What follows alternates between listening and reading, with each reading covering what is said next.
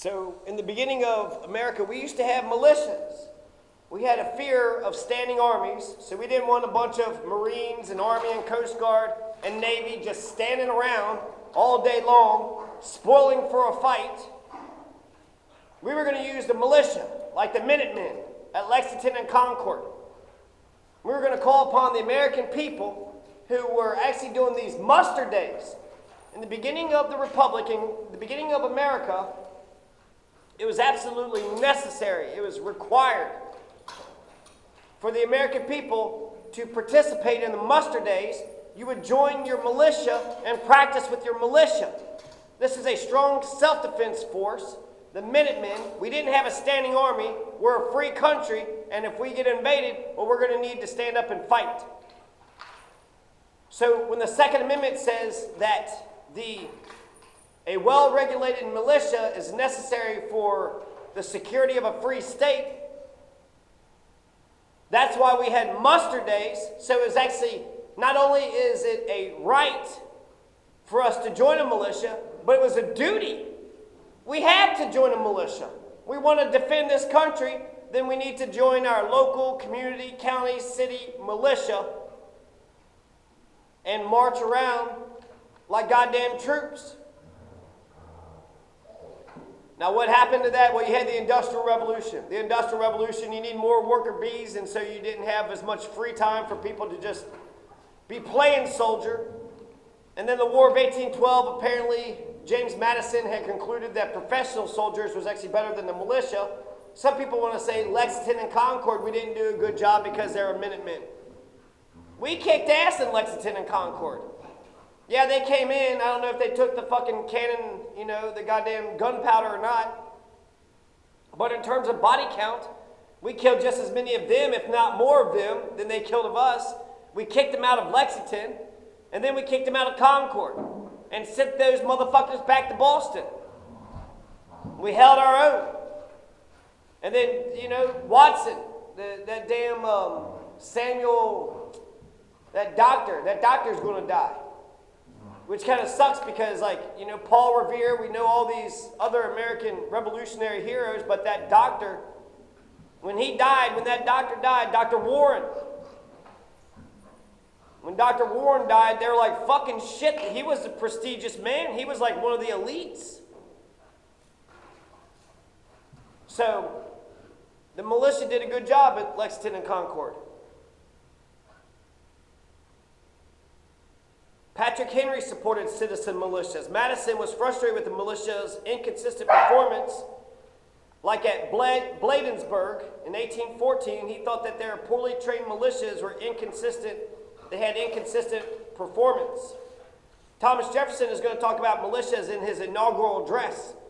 So how do these militias things work? Well, let me tell you, I'm Thomas Jefferson, and here's how the militias, the 1801 inaugural address, Thomas Jefferson mentions how the militias work. For the security of a free state, we the people have a right to bear arms because we need to be a part of a militia. A militia is necessary. A well-regulated militia is necessary for the security of a free state. The Anti-Federalists said that it was tyranny. If we have standing armies, that's a great engine of despotism. That's Sentinel, Patrick Henry, Brutus. They were called Minutemen because they had to be ready within a minute. So I'm kind of curious, where are the militias today? There's about 300 militias today. Are they incorporated? Are they non-profits? Are they just citizens gathering? Are they part of the vicinity, the city, the county? They're decentralized and local. Militia have valor, but they were disorganized and lightly armed compared to the redcoats. Dr. Warren. So the way I'm looking at these militias, they were saying that when it came to self-defense measures, they were good when it came to self-defense, of course. When you have to defend your own hometown, defend your own home, defend your own family, you're more out to fight. That also keeps us out of wars. Instead of just sitting around with this big-ass army with all these fucking guns, instead of just saying, you know what? Let's go bomb Palestine. Let's go kill a bunch of Palestinian children. Let's go kill a bunch of Vietnamese children. How many Vietnamese? I don't know, 4 million. How many Palestinians? I don't know, let's kill 1 million Palestinians. How many Iraqis? We'll kill 1 million of them too. Why does America have to kill at least 1 million fucking people in these goddamn, essentially third world fucking powerless goddamn countries? 4 million in Vietnam. 4 million were killed in Vietnam. I don't know. Goddamn LBJ, I think Vietnam might think their country is theirs. Maybe that's, as an outsider looking in. So the militias are good for local defense. The tip of the spear, the point guard. The Minutemen of Lexington and Concord, they came from Middlesex County, Massachusetts.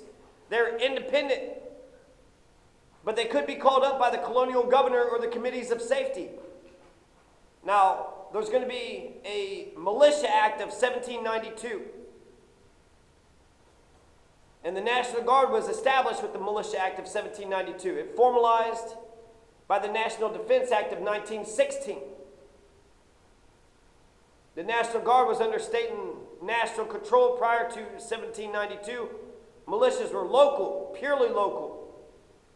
Before 1792, militias were local, purely local, all local ragtag volunteer militias, personal firearms, minimal training. This is when Americans were Americans. It's when Billy Bob and Sally Sue said, hey, it's about time to get our fucking guns. The goddamn redcoats are marching up to Lexington. We need to stand up to these bastards.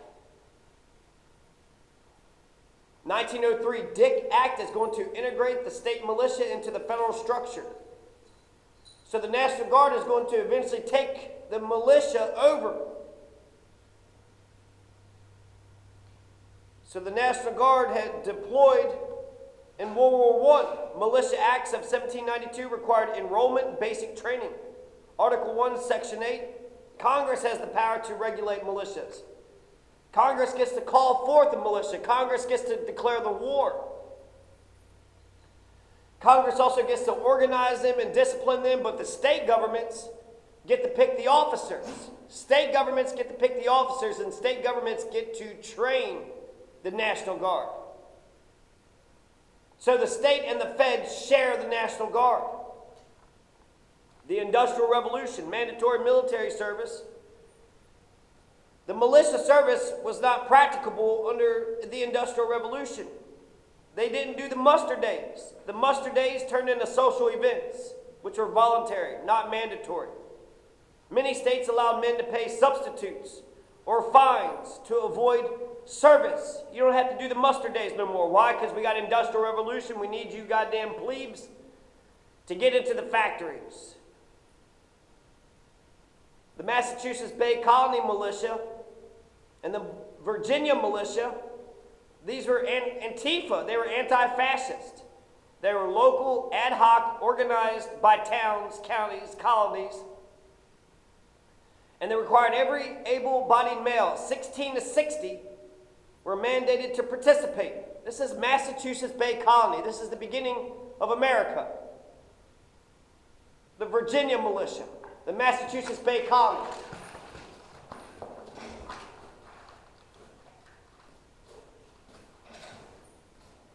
See it?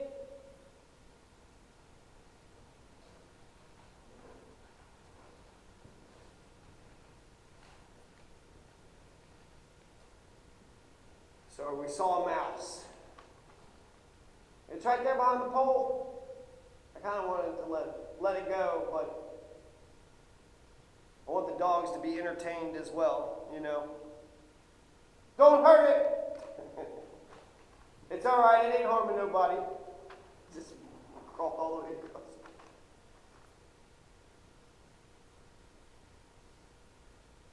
So they elected their own officers democratically, subject to colonial or state authority. So the militia was their own thing, the local, city, state, county, but they could be called up. They could be called up by the colonial or the state authority. The militias had codified The militias were codified in the colonial charter.